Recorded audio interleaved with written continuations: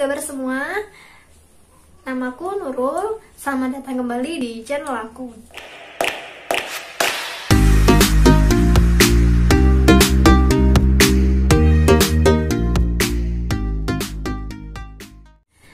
Nah, sekarang aku mau melanjutkan sebuah review buku dari Saya Besi, volume kedua. Yang kemarin aku sudah membahasnya di video review Saya Besi volume pertama. Kalian bisa tonton videonya lagi kalau mau ingin tahu kelanjutan dari ceritanya. Oke, sebelum lanjut, kalian bisa subscribe dulu channel ini, like, dan komen atau share ke teman-teman kalian sebagai bentuk dukungan kalian agar channel ini dapat berkembang. Nah, untuk novel Saya Besi volume 2 ini adalah inisial M, yaitu Mansa. Kalau yang awal ada ceritanya tentang Erlan, dan ini ceritanya tentang Mansa. Tapi dalam buku ini itu terdapat juga chapter-chapter yang tidak semuanya itu menceritakan tentang Mansa. Jadi dari awal bukunya sudah menguning, kelihatan nggak ya? Nah, bukunya sudah menguning karena ini merupakan buku promo yang aku dapat dari Owl Bookstore kalau nggak salah. Aku belinya langsung 3 dari volume 1, 2, 3 aku langsung beli semua karena ini merupakan seri pertama yang aku baca dan aku beli, dan masih belum semuanya aku baca. Nah, di buku ini terdapat 3 chapter. Chapter pertama tentang berjudul Kupu-Kupu, kemudian chapter kedua tentang Secret Admirer, dan chapter yang ketiga dan yang terakhir tentang sebuah kode, yakni 01001101. Nah, dari cerita ini tidak semuanya menceritakan tentang Mansa dalam buku keduanya. Dalam buku kedua ini saya sangat suka. Buku ini keren karena buku ini sangat menunjukkan kedetektifannya. Maksudnya, kalau di buku-buku kemarin itu tidak terasa ya, seorang detektif mencari sesuatu kayak tidak ada teka-teki yang harus dipecahkan. Seperti kemarin itu di buku pertama itu bagaimana seorang Erlan itu menyelamatkan teman-temannya dari kecelakaan sebuah bus, kemudian menemukan kucing kepala sekolahnya di sekolahnya tersebut. Dan kemudian yang terakhir dari bagian buku 1 kemarin adalah pemecahan misteri sebuah ruangan basecamp tempat mereka melakukan aktivitasnya, yaitu tempat basecampnya Erlan, Mansa, dan Cinta. Di buku kedua ini penyajiannya itu sangat-sangat keren karena terdapat teka-teki yang harus dipecahkan dan sangat penasaran. Wah, ini merupakan buku detektif sih. Kalau yang buku kedua ini kerasa banget karena yang terasa tuh di bagian akhir. Tapi kalau yang pertama itu menceritakan tentang cinta. Jadi di sini diceritakan mengapa Cinta itu kok bisa sekuat itu. Dia adalah wanita yang sangat kuat sekali. Ini diceritakan tentang kupu-kupu, yaitu ceritanya tentang si Cinta tersebut. Kenapa Cinta bisa jadi sosok wanita yang sangat kuat? Karena di masa lalunya dia mendapatkan pengalaman yang sangat suram. Oleh karena itu, kenapa orang-orang yang terlihat sangat kuat itu dulunya adalah mereka yang sering terbentur, yang sering tersakiti, dan mungkin juga mereka yang sering dihina atau dilecehkan. Itulah mengapa Cinta menjadi sosok wanita yang sangat kuat. Itu diceritakan di chapter yang pertama. Nah, kemudian di chapter yang kedua ini kan mereka adalah grup detektif di sekolahnya.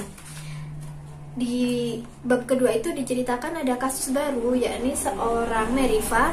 Meriva itu merupakan cewek yang sangat cantik di sekolahnya dan mendapatkan teror dari seorang cowok yang selalu digangguin gitu. Jadi si cowoknya itu sebenarnya suka sama Meriva, tapi Merivanya risih kok digangguin sampai segitunya, sampai diteror. Di loker sekolahnya itu ada barang-barang yang barang-barangnya itu kayak mengganggu sekali gitu. Itu mereka memecahkan siapa sih sebenarnya cowok yang suka sama Meriva, yang sering neror lewat telepon atau yang sering ngikutin Meriva, dan tahu apa saja kegiatan Meriva pada saat itu dipecahkan. Setelah kasusnya Meriva selesai, ketiga temannya ini dari grup Cinta, Clara, dan Mansa itu tidak mendapatkan kasus yang serius. Jadi kasusnya itu berputar tentang teman-temannya atau teman sekolahnya yang nilainya kurang dan selalu mendapat remedi. Jadi mereka merasa kok sekarang grup kita lebih jadi less private ya gitu. Nah, ternyata setelah itu seorang Mansa ini murung di basecamp tempat mereka. Kemudian ditanyailah oleh teman-temannya. Kemudian dia bercerita bahwa neneknya itu sedang sakit. Otomatis keluarga-keluarganya dari saudara-saudara ayahnya itu berkumpul di sana untuk merawat neneknya tersebut. Nah, dari situ ada niat yang terselubung dari saudara-saudaranya ayahnya Mansa, yakni mereka hanya menginginkan sebuah warisan dari neneknya. Dari situ neneknya itu memberikan clue karena neneknya adalah seorang yang suka membuat teka-teki. Di sini sangat terasa sekali. Jadi setelah di bagian itu ya, Mansa mendapatkan mandat dari neneknya untuk setelah Mansa datang maka sebuah wasiat itu akan dikasihkan oleh pengacara dari neneknya tersebut. Nah, di sini dari surat yang diberikan itu terdapat teka-teki. Salah satu teka-tekinya itu begini. Pergilah ke rumah suamiku di mana aku diabadikan. Brady Ellison membenci tempat ini. 82465011937. Dalam 10.000 dialah yang paling dermawan. Nah, itu sebenarnya teka-teki apa gitu kan?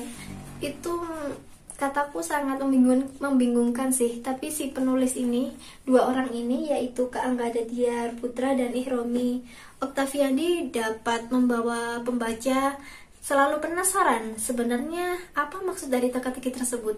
Tapi setelah ada clue-cluenya dari seorang Mansa, itu rumah yang dimaksud, rumah suamiku itu di mana dan neneknya itu punya apa saja.